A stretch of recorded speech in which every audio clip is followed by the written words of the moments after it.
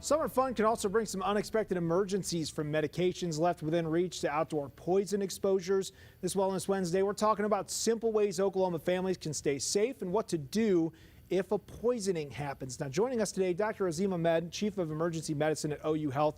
Really appreciate the time today. So, do poison-related emergencies, do they really start to ramp up this time of year? And what are some of the most common situations that you see out there? Yeah, so poison-related emergencies do ramp up during the spring and summertime. So this is prime time for that. We see, like you said, accidental medication ingestions, exposures to household chemicals, poisonous plants, snake bites, pesticides, insecticides. So there's a lot of materials out there, especially this time of year, that can be potentially poisonous to families. What is it about the spring and summertime that makes this more common? Well, people are around more. The kids are home from school. There might be visitors. Grandma and grandpa might be visiting, other relatives. People are outdoors more. They're exposed to plants and other insects and snakes and such.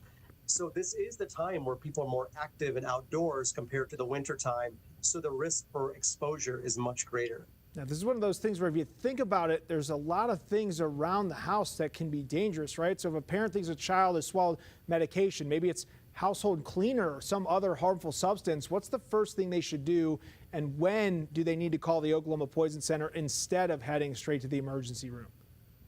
Yeah, so first and foremost is to assess how your child is doing. So there's difficulty breathing, vomiting, having problems with staying awake, 911 should be called immediately.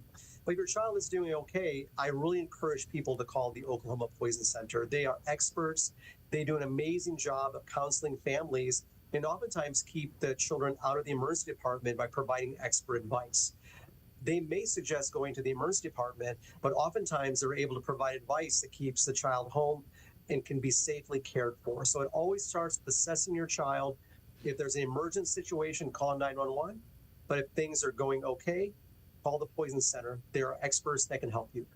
This is one of those areas, too, where I feel like technology sometimes gets in our way, especially as you communicate with others. They tell you these stories about, oh, yeah, back in my day, if somebody had a snake bite or they had a poisoning or something, they go on, this is what we did. And there's some misconceptions there that could actually make a situation worse. Absolutely. I mean, people can overestimate the danger of poisoning. They can underestimate the danger. And oftentimes, household remedies are unproven and can frankly be dangerous. So I really encourage people to leave it to the experts at the Oklahoma Poison Center. And OU Health is actually taking over the medical direction for the Oklahoma Poison Center. Tell us more about what that means for families across the state and how it's going to improve access to expert care, especially during some of those emergency situations.